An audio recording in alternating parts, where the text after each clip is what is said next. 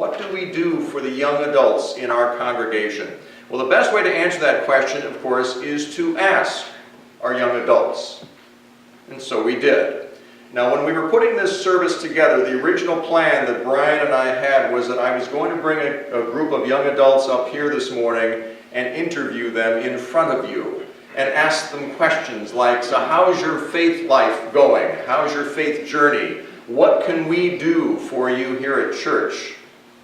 But then I thought, if I'm going to get candid answers, if I'm going to get well thought out answers to questions, we need to do this in writing. I'm not sure how candid they could be up here in front of a congregation if they're not comfortable in that position. How freely they would be able to speak their minds and their hearts.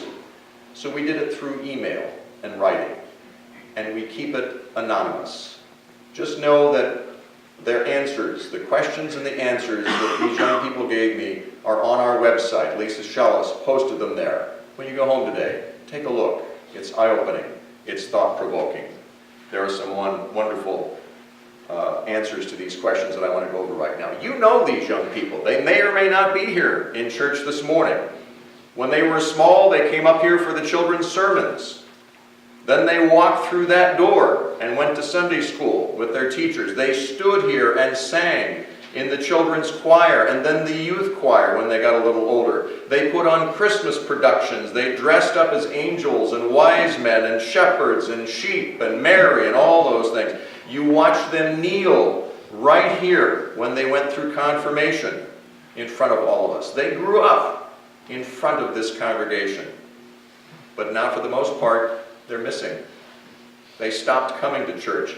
Why? Well, school, yes, of course. That's one reason. It gets in the way, especially if they've gone off to college in another area. But it's not the case for all of them.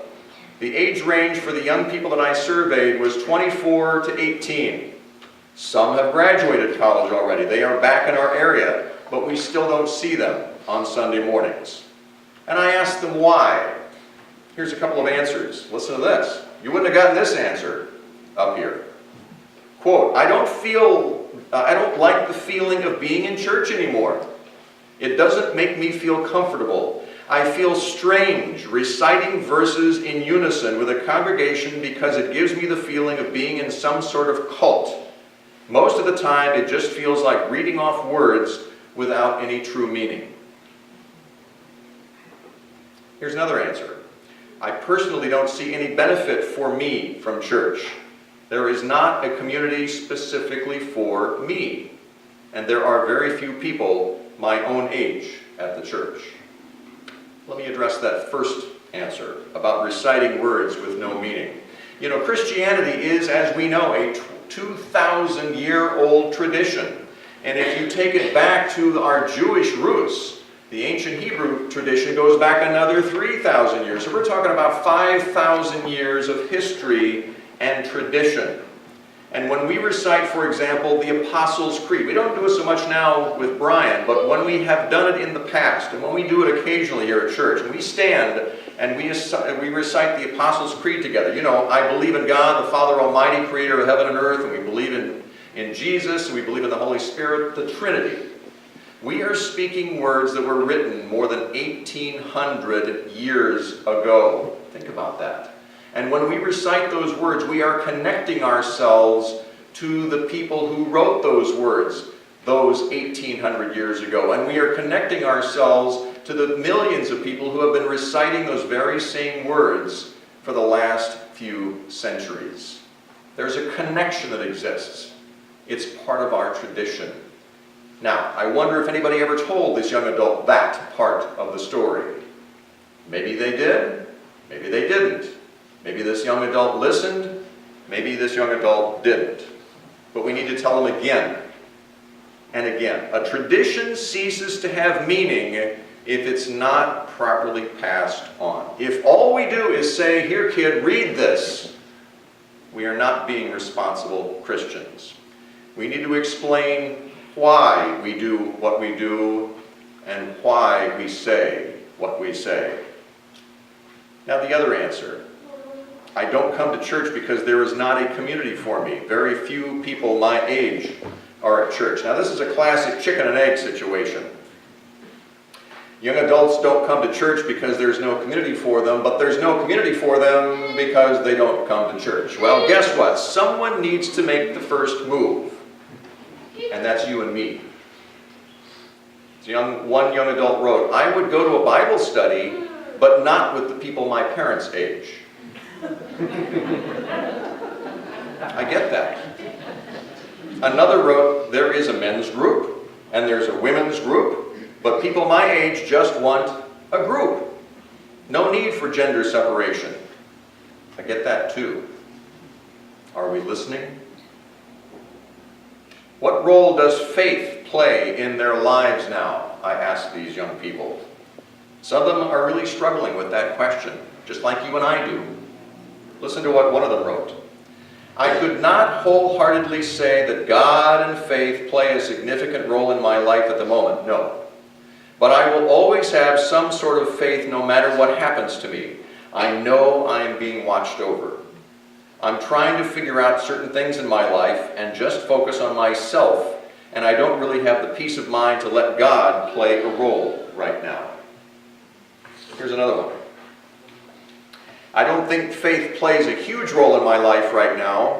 When I'm feeling really stressed or upset, I sometimes look to God to put things in perspective, and this helps a lot." Do you hear what they're saying? One says, "I don't have time for God, but I do feel I'm being watched over." Another says, "Faith doesn't play a huge role in my life, but yet I do turn to God when I'm feeling stressed." These are young adults trying to figure life out, and we should be helping them figure it out. That's our job. How do we do that? Well, for one thing, we could do a better job with our education program. We've been talking about this, as a matter of fact, in our Disciple Bible Study class this year. We come across stories that we first heard as children in Sunday school, but now that we read them as middle-aged adults, it's like reading a whole different story, right? We bring a different perspective to that story. We bring our life's experiences, and as a result, we discern a different and sometimes deeper meaning from those stories. I mean, that's how it works with the Bible. But our young adults are stuck back in Sunday school. One of them wrote that they had memories of coloring in a picture from a Bible story. That's still their memory of that Bible story. As one young adult wrote, "Confirmation class was the closest we ever got to developing a true conversation about religion within our lives."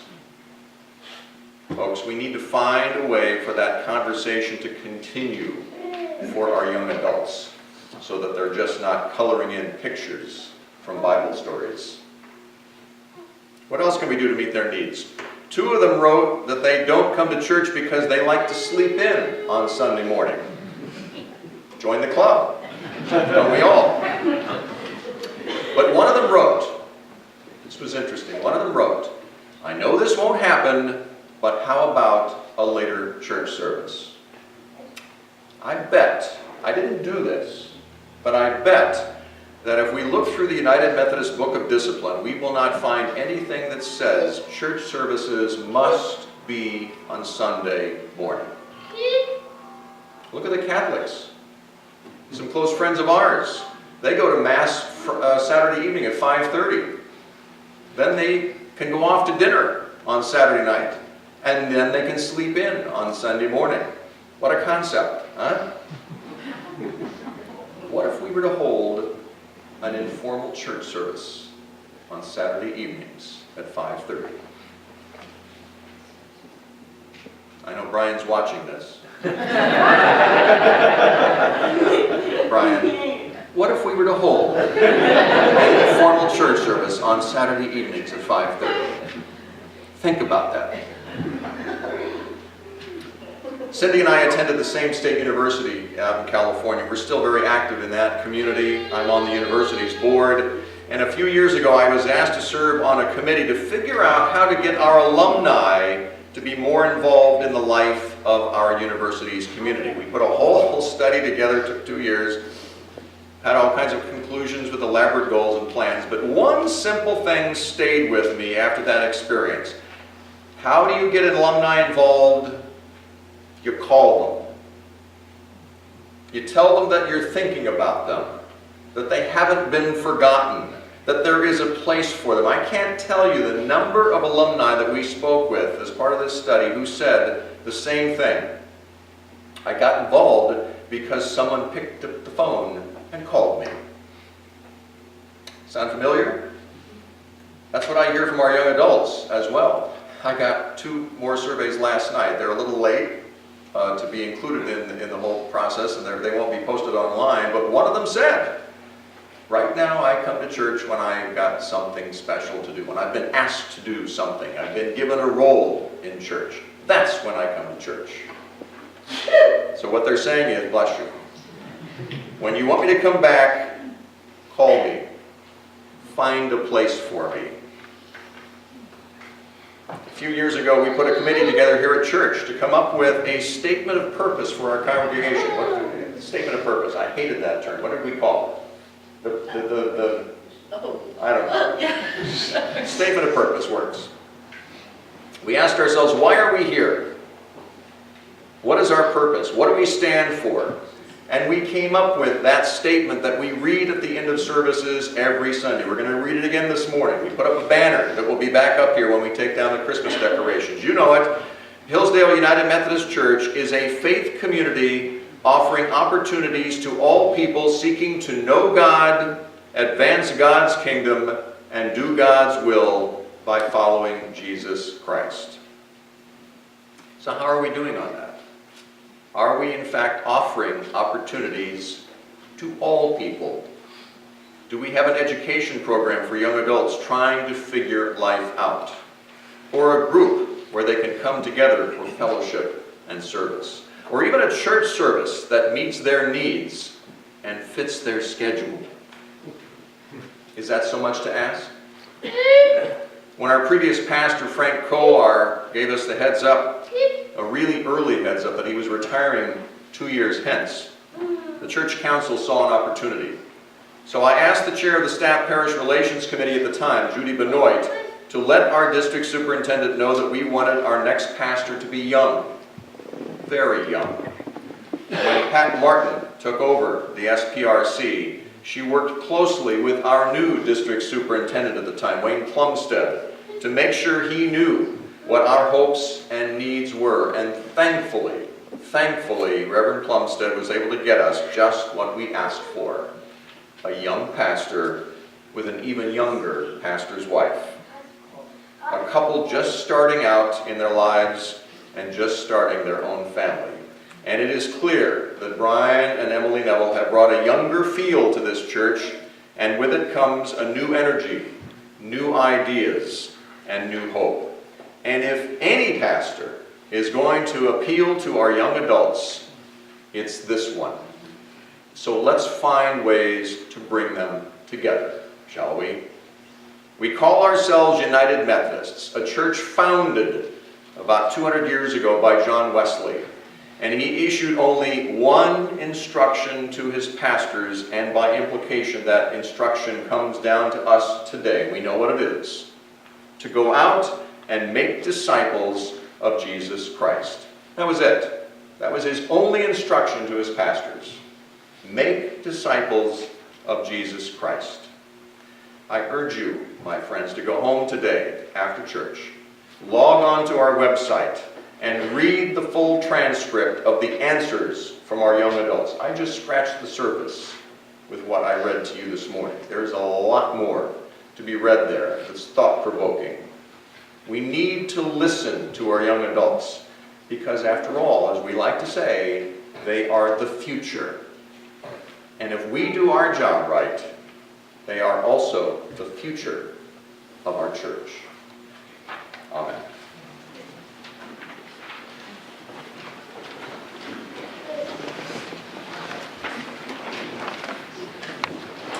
I'm going to dedicate